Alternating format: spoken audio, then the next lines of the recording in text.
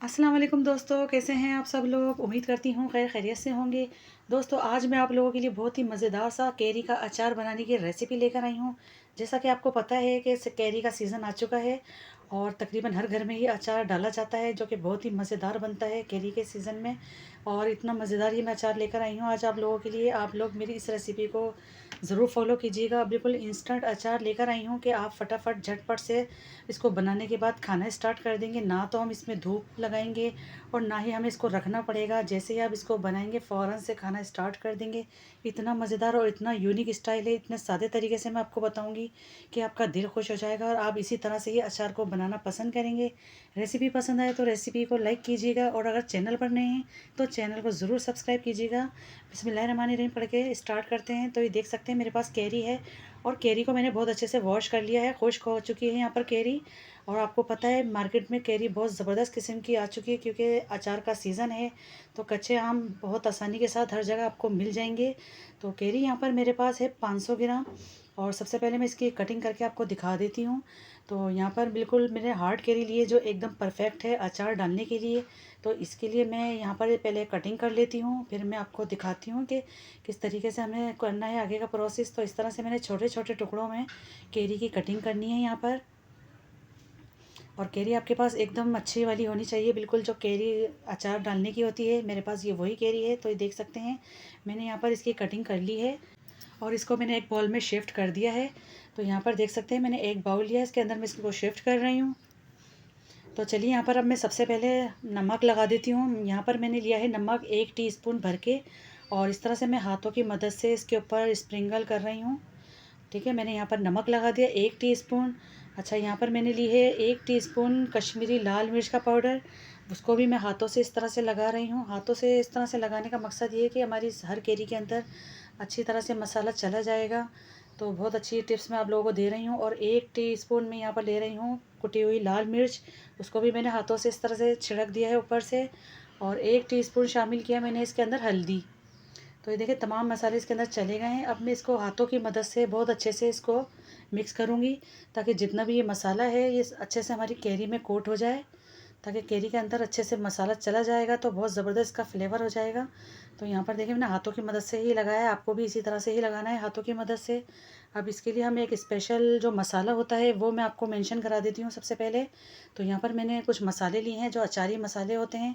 तो यहाँ पर 1 टीस्पून भर के मैंने साबुत सफ़ेद ज़ीरा लिया है, 1 टेबल स्पून साबुत धनिया है, 1 टीस्पून मेथी दाना लिया है मैंने, 1 टेबल स्पून राई दाना है, 1 टेबल स्पून सौंफ और 1/4 टीस्पून मैंने लिया है कलौंजी का और 1 टीस्पून काली मिर्च। काली मिर्च डालने से अचार में बहुत अच्छा फ्लेवर आता है, तो काली मिर्च भी आप ज़रूर डालिएगा। तो अब इन तमाम मसालों को मैं एक फ्राई पैन में बहुत अच्छे से रोस्ट करूँगी। बिल्कुल लो फ्लेम पर हम इसको रोस्ट करेंगे इन तमाम मसालों को, ताकि इसके अंदर जितनी भी थोड़ी सी मॉइस्चर होती है तो वो सब ख़त्म हो जाती है इस तरह से। और बहुत ज़बरदस्त का अरोमा बाहर निकल कर आता है मसालों का, जिसकी वजह से टेस्ट बहुत अच्छा इन्हेंस होता है। तो यहाँ पर मैं इसको रोस्ट कर रही हूँ बिल्कुल लो फ्लेम पर। जैसे ही इसके अंदर से बहुत ज़बरदस्त खुशबू आना स्टार्ट हो जाएगी तो मैं इसको बाहर निकाल लूँगी। और यहाँ पर मैंने ले लिया है हमाम दस्ता, उसके अंदर मैं इसको शिफ्ट कर दूँगी, क्योंकि मुझे यहाँ पर दरदरा सा इसको कूटना है। हमें इसका पेस्ट बिल्कुल हमें इसको बिल्कुल भी फ़ाइन पाउडर नहीं बनाना। तो इस तरह से मैं देखें इसको कूट लूँगी, लेकिन हमें दरदरा रखना है, मोटा मोटा सा रखना है। अगर ये काम हमें करना होता तो हम मिक्सी के जार में भी कर सकते थे, लेकिन हमें पाउडर इसका बिल्कुल भी नहीं चाहिए। तो मैं आपको दिखा दूँगी, देखें इस तरह का चाहिए। यहाँ पर मैंने इसको दरदरा सा कूट लिया। अब मैं ये सारा जितना भी मैंने मसाला कूटा है इसको मैं कैरी के ऊपर शामिल कर दूँगी यहाँ पर। और इसको भी मैं अच्छे तरीके से मिक्स कर लूँगी। बिल्कुल आसान तरीके से और इतना झटपट सा मैं आपको बता रही हूँ आज का तरीका। आप लोग इसको फॉलो ज़रूर कीजिएगा और रेसिपी अगर मेरी पसंद आए तो अपना फीडबैक मेरे साथ ज़रूर शेयर कीजिएगा। तो देखिए बहुत अच्छे से मैंने मसाला इसके अंदर कोट कर दिया है, सारी चीज़ें चली गई हैं, मिक्स हो चुके हैं। तो अब यहाँ पर चलते हैं इसकी कुकिंग के लिए। यहाँ पर मैंने एक कढ़ाई ले ली, उसके अंदर मैंने मस्टर्ड ऑयल शामिल किया आधा किलो। और इसको मैंने बहुत अच्छे से पका के पहले से रखा हुआ है। जब इसके अंदर से बहुत अच्छा सा धुआं निकलना स्टार्ट हो गया था मैंने इसका चूल्हा ऑफ़ कर दिया था। तो आपको भी इसी तरह से करना है, बहुत ज़्यादा खोलते हुए ऑयल में आप बिल्कुल भी मत डालिएगा। ये मैंने ऑयल को गर्म करने के बाद चूल्हे को मैंने बंद कर दिया। अब दोबारा मैंने ऑन किया है, तो इसके ऊपर मैंने ये सारा जितना भी मैंने बना के रखा हुआ है कैरी का मसाला ये सब इसके अंदर डाल दिया है, ये देख सकते हैं आप। तो आई होप आप लोग समझ गए होंगे मैं आप लोगों को क्या बताना चाह रही हूँ ऑयल के बारे में।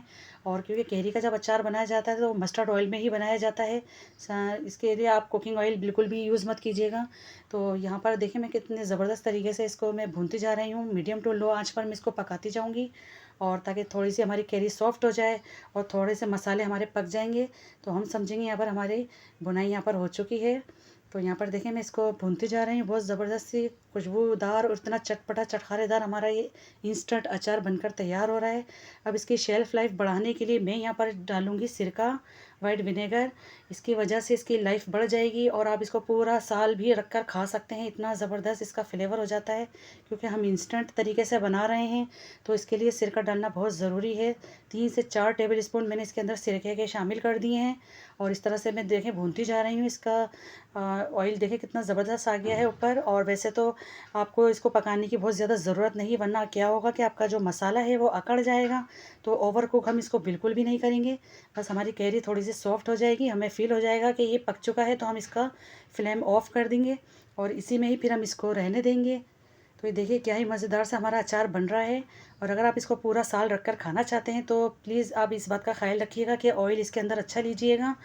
अचार ऑयल के अंदर डूबा रहता है तभी अच्छा बनता है। तो यहाँ पर देख सकते हैं इसको मैंने रूम टेम्परेचर में रखा हुआ था, अब ये कम्प्लीटली ठंडा हो चुका है बिल्कुल। बिल्कुल इसके अंदर गरमाई नाम की चीज़ नहीं है, बिल्कुल तैयार है। और आप इसकी लुक चेक करें और आप इसका मसाला देखिए कितना ज़बरदस्त लग रहा है, इतना ज़बरदस्त, इतना यमी है, चटपटा सा अचार है। तो चलिए मैं इसको सर्व करके दिखाती हूँ। देखिए मेरे पास खूबसूरत सा एक जार है तो मैं इसके अंदर इसको शिफ्ट कर देती हूँ। इस तरह से हम इसको किसी जार में, एयर टाइट जार के अंदर आप इसको पैक करके रख सकते हैं। और वैसे तो ये बाहर ख़राब नहीं होगा, लेकिन शर्त ये है कि आप इसके अंदर ऑयल ऊपर तक रखिएगा। अगर आप इसके ऊपर ऑयल रखेंगे तो यकीन मानिए आप इसको पूरा साल भी इस्तेमाल कर सकते हैं, ये बिल्कुल भी ख़राब नहीं होगा। और अगर आप इंस्टेंट तरीके से खाना चाहते हैं तो फिर आप इसको फ्रिज में रखिएगा और फिर 1 हफ़्ते के लिए आप इसको बना के रख लें और इन्जॉय करें। क्योंकि अभी सीज़न है, आप इसको बार बार भी बना सकते हैं।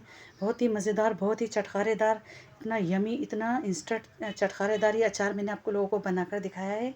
आप लोग मेरी इस रेसिपी को ज़रूर फॉलो कीजिएगा और फिर मेरे साथ इसका फीडबैक शेयर कीजिएगा। तो ये थी आज की हमारी झटपट सी इंस्टेंट अचार की रेसिपी। आई होप आपको आज की मेरी ये रेसिपी ज़रूर पसंद आई होगी। रेसिपी अच्छी लगी है तो प्लीज़ लाइक करिए, शेयर करिए, सब्सक्राइब करिए। दुआ में याद रखिए। मुझे दीजिए इजाज़त, मिलती हूँ फिर मैं एक और नेक्स्ट रेसिपी के साथ।